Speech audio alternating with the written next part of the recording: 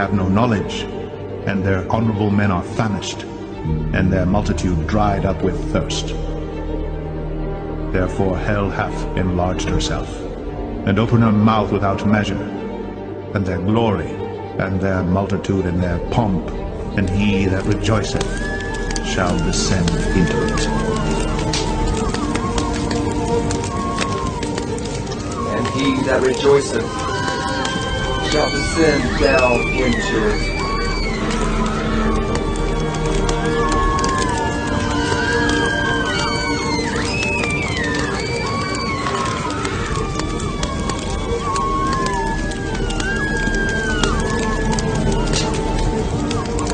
Woe unto them that call evil good, and good evil, that put darkness for light, and light for darkness, that put bitter for sweet, and sweet for bitter.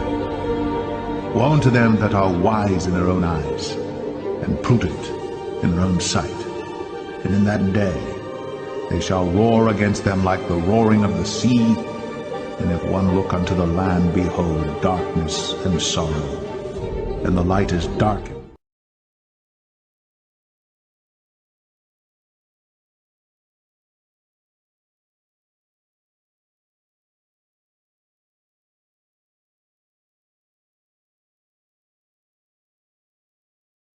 And at the Vatican, a first for the faithful. Bones, believed to be those of St. Peter, displayed publicly for the first time. Pope Francis held the remains at Sunday's service. Alan Pizzi is in Rome. Alan, good morning.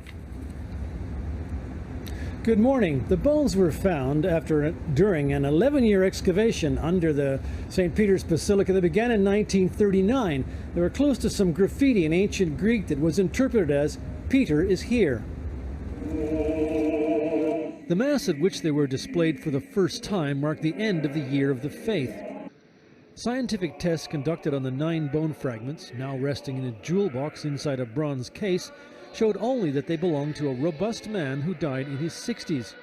No pope has definitively declared that they do belong to St. Peter, but in 1968, Pope Paul VI said they had been identified in a way we believe to be convincing. The man considered to be the first pope was crucified in the year 64 AD on the site where the basilica built in his name now stands. Venerating his relics is an integral part of the Catholic faith, according to Father Gino Silve of Paterson, New Jersey. Pope Francis clutched the box in an almost loving embrace when he prayed over them during the service.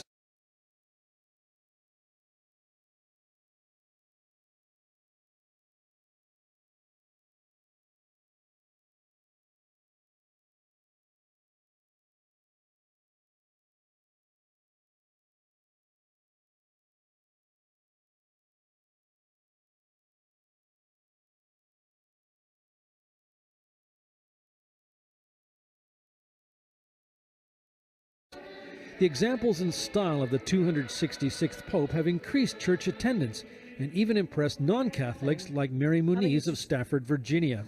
He seems more in tune with what I think Christianity should be, which is to be more given and less selfish. The fact that the crowd swelled after the Mass for a chance to see Pope Francis up close is a clear indicator of his appeal.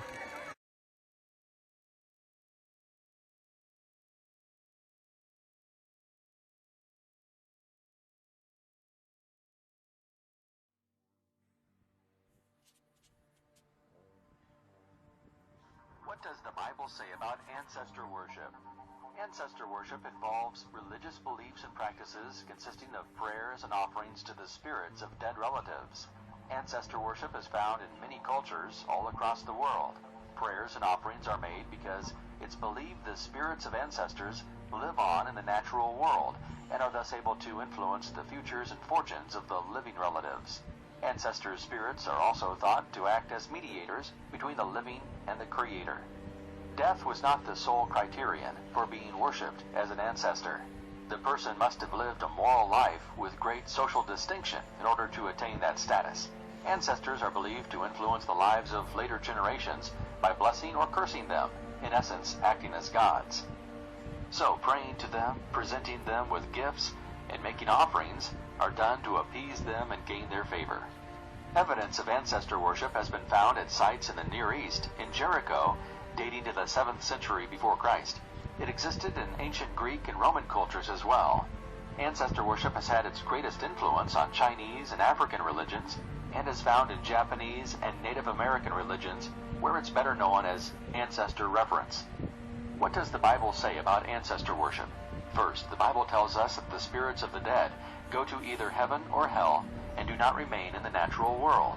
Luke 16 verses 20 through 31.